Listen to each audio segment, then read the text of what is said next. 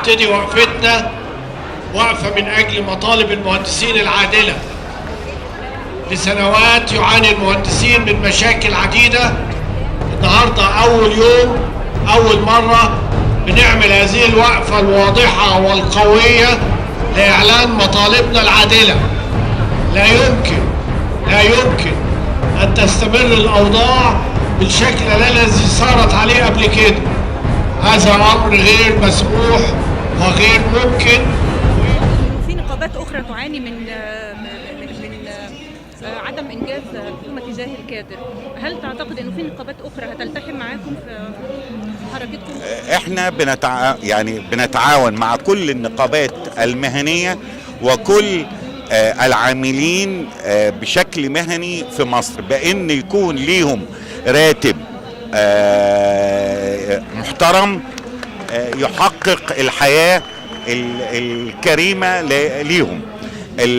عدد أعضاء النقابات المهنية في مصر بحوالي 9 مليون، يعني احنا بنتكلم في متوسط 40 أو 45 مليون فرد في المجتمع.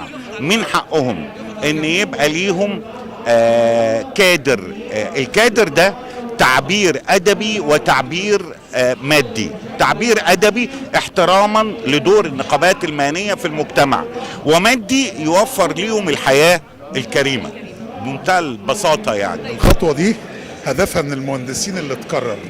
احنا بدأنا ان مهندسين وزارة الصحة ومهندسين الري ومهندسين المحليات عندهم مشاكل في كل حتة، فاحنا بدأنا نقول، والكادر طبعا زي ما حضرتك عارفة مشاكل المهندسين بقت مشاكل عامة.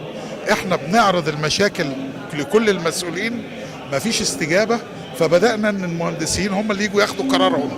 احنا نقابة في الاخر، احنا بنمثل النقابة، ففي الاخر احنا ما نقدرش احنا نتكلم، لازم المهندسين اللي يتكلموا.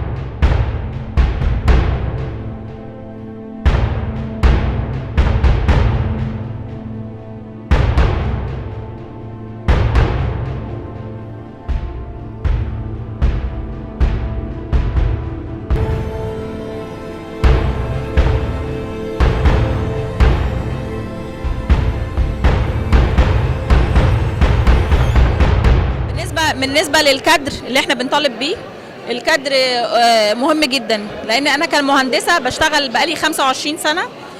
كان مرتبي 800 جنيه لغاية الثورة. لما ابتدى يتحسن المرتبات للناس كلها، لما يعني طبعا ده مش تقليل من شأن الساعي او العامل بياخد 1200 جنيه و1300 جنيه. انا دلوقتي مهندسة خبرة 25 سنة باخد 1900 جنيه 1950، يعني حتى ما بكملش ال 2000 جنيه. فدي فيها مهانة للمهندس. يعني انا في شغلي ازاي انت يعني بتخليني بتعامل مع مناقصات وحاجات بتعدي الملايين، وانا مرتبي ملاليم. ازاي؟ ما ينفعش. بصفتك تمثل جهتين، النقابة، مجلس النقابة وايضا البرلمان، ايه الخطوات المتوقعة بعد الوقف؟